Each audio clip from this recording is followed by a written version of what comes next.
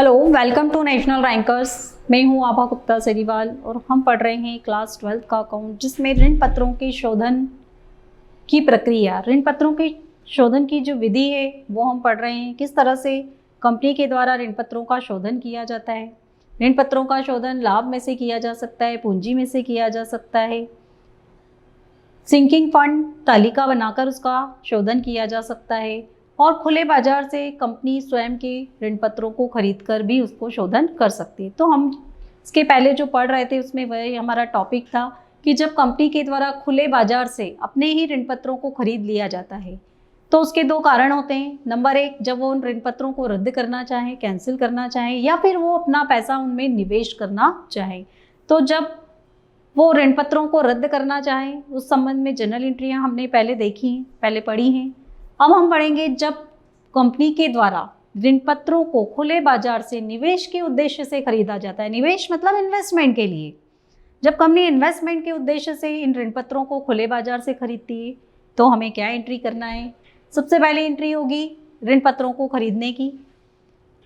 तो जब ऋण पत्र खरीदे जाएंगे तो उसकी एंट्री बनेगी on debentures account debit.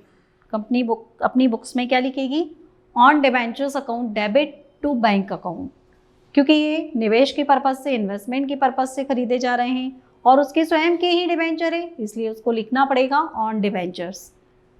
Narration हो जाएगा being debenture purchased eight open market. अब अपने ही ऋण पत्रों को रद्द करने पर कंपनी क्या करेगी, उनको खरीद कर रद्द करेगी। तो रद्द करने की एंट्री मतलब कैंसिल करेगी। Debenture account debit with nominal value to on debenture account to profit on redemption account. अब इसमें जब भी कंपनी के द्वारा ऋण पत्रों को खरीदा जाता है तो जो ऋण पत्र की अमाउंट होती है, उनका जो बाजार मूल्य होता है वो अंकित मूल्य से कम होता है।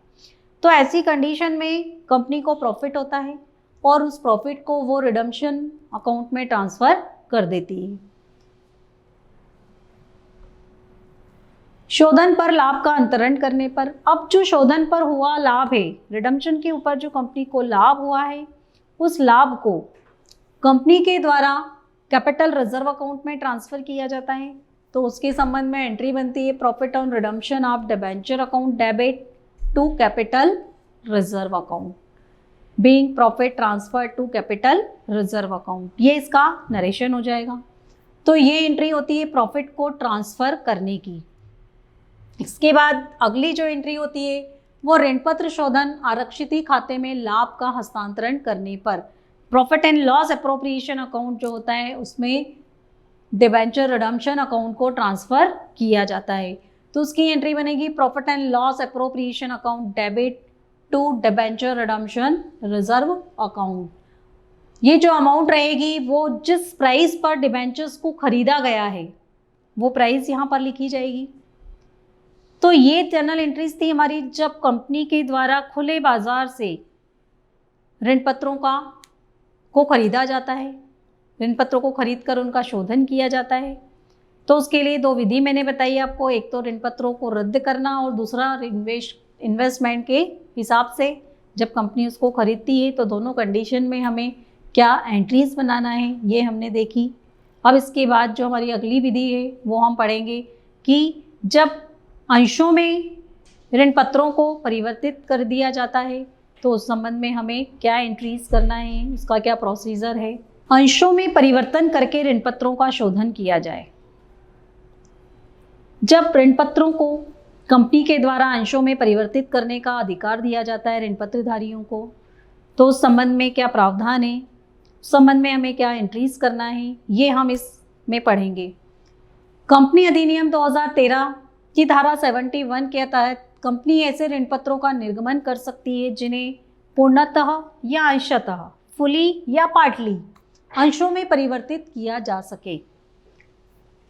निर्गमन के समय ही कंपनी अपने ऋण पत्रधारियों को ये सुविधा दे देती है कि वो अगर चाहें तो अपने ऋण पत्रों को एक निश्चित अवधि के बाद अंशों में परिवर्तित कर सकते हैं। कंपनी ऐसा इसलिए करती है ताकि जनता जो है वो ऋण पत्रों को खरीदने के लिए आकर्षित हो जाए, ज़्यादा से ज़्यादा लोग कंपनी के ऋण पत्रों को खरीदें, क्योंकि प्रारंभ में तो उन्हें निश्चित दर से कंपनी के द्वारा ब्याज मिलता रहता है, चाहे कंपनी को लाभ हो या हानि हो, कंपनी उनको ब्याज का भुगतान करती रहती है। फिर जैसे जैसे कंपनी की आर्थिक स्थिति अच्छी होती चली जाती है, उसको अधिक प्रॉफिट होने लगता है, उसका अच्छा नाम हो जाता है, तो ऋण पत्रधारियों को कंपनी की आर्थिक स्थिति मजबूत जब लगती है, उनको उसके ऊपर विश्वास हो जाता है, तो वो कंपनी के स्वामी बनना चाहते हैं, सदस्य बनना चाहते हैं, तो वो अपने ऋण पत्रों को अंशों में परिवर्तित कर सकते हैं तथा अतिरिक्त लाभों में हिस्सा ले सकते हैं। और अगर उनको ऐसा लगता है कि कंपनी की जो फाइनेंशियल पोजीशन है वो अच्छी नहीं है, आर्थिक स्थिति उसकी अच्छी नहीं है, तो वो पुराने ऋण पत्रों के बदले सममूल्य या प्रीमियम पर अंश निर्गमित किए जा सकते हैं, उनके बदले में अंश ले सकते हैं। ऋण पत्रों को अंशों के परिवर्तन के संबंध में सेबी के कुछ दिशा निर्देश हैं, सेबी की कुछ गाइडलाइंस हैं जिन्हें हर कंपनी को फॉलो करना पड़ता है। तो वो क्या दिशा निर्देश हैं, देखिए आप। सबसे पहला है, सेबी के दिशा निर्देशों के अनुसार यदि परिवर्तन आवंटन की तिथि के 18 माह अथवा उसके पश्चात लेकिन 36 माह के पूर्व किया जाता है, तो मतलब 18 महीने के बाद और 36 महीने से पहले किया जाता है, तो ऐसा आंशिक अथवा पूर्ण परिवर्तनशील ऋण पत्रधारी की इच्छा पर किया जाएगा। मतलब उसमें ऋण पत्रधारी की इच्छा शामिल होना जरूरी है। परिवर्तन पर प्रीमियम अथवा परिवर्तन का समय निर्गमन के साथ निर्धारित किया जाएगा। मतलब जब ऋण पत्रों का निर्गमन किया जाएगा उसी वक्त ये सारी शर्तें निर्धारित कर दी जाएंगी कि इनका परिवर्तन प्रीमियम पर होगा, बट्टे पर होगा या सममूल्य पर होगा और कितने समय के बाद होगा।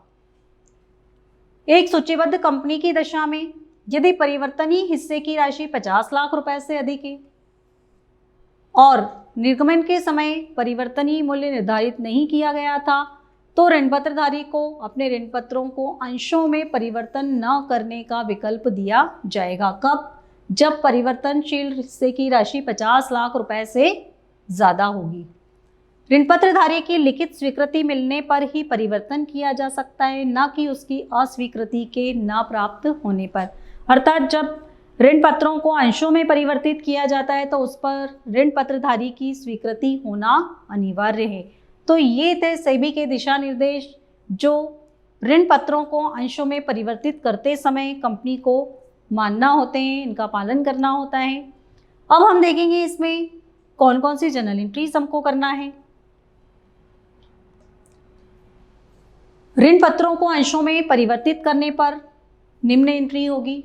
अगर ऋण पत्रों का परिवर्तन सममूल्य पर किया गया है तो देखिए आप क्या एंट्री करना है।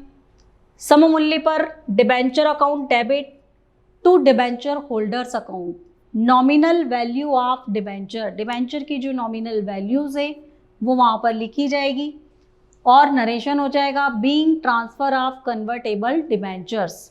ऐसे ऋण पत्रों को कन्वर्टेबल डिबेंचर कहा जाता है, परिवर्तनशील ऋण पत्र जिनको ये विकल्प प्राप्त होता है कि वो एक निश्चित समय के बाद अपने ऋण पत्रों को अंशों में परिवर्तित कर सके।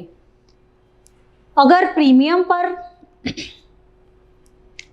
इनका परिवर्तन किया जा रहा है तो फिर हमें क्या एंट्री करना है, देखिए आप। Debenture account debit nominal value से premium on redemption of debenture account debit और to debenture holders account, debenture holder account को क्रेडिट कर दिया जाएगा। ये था सममूल्य पर ट्रांसफर करने पर और ये प्रीमियम पर हस्तांतरित करने पर। इसके बाद ऋण पत्रधारियों को अंश नए ऋण पत्र दिए जाने पर, अब पुराने जो ऋण पत्रधारी हैं उनको उनके जो ऋण पत्र हैं वो उनसे ले लिए जाएंगे और उनको नए अंश दे दिए जाएंगे। तो ये अंश भी सममूल्य पर दिए जा सकते हैं, प्रीमियम पर दिए जा सकते हैं और बट्टे पर भी दिए जा सकते हैं। तो उस संबंध में देखिए क्या एंट्री करना है। Debenture holders account debit first entry सममूल्य पर टू शेयर कैपिटल अकाउंट, या फिर उसकी जगह हम न्यू डिबेंचर अकाउंट भी लिख सकते हैं। डिबेंचर होल्डर्स अगली जो एंट्री है प्रीमियम वाली है, debenture holders account debit to share capital account और to securities premium reserve account. अगर बट्टे पर दिए गए हैं, डिस्काउंट पर दिए गए हैं, तो ऐसी कंडीशन में डिवेंचर होल्डर्स अकाउंट तो डेबिट होगा ही होगा, साथ में डिस्काउंट भी डेबिट हो जाएगा, और टू शेयर कैपिटल अकाउंट। तो ये था हमारा ऋण पत्रों को अंशों में परिवर्तित करते समय की जाने वाली जनरल प्रविष्टियाँ। जब भी इस टाइप के कोई क्वेश्चन आएंगे तो हमको ये जनरल एंट्रियाज उस वक्त करना रहेगी, और जो भी उनकी नॉमिनल वैल्यू है, फेस वैल्यू है, वो हमको वहाँ पर पुट करना रहेगी। Thank you.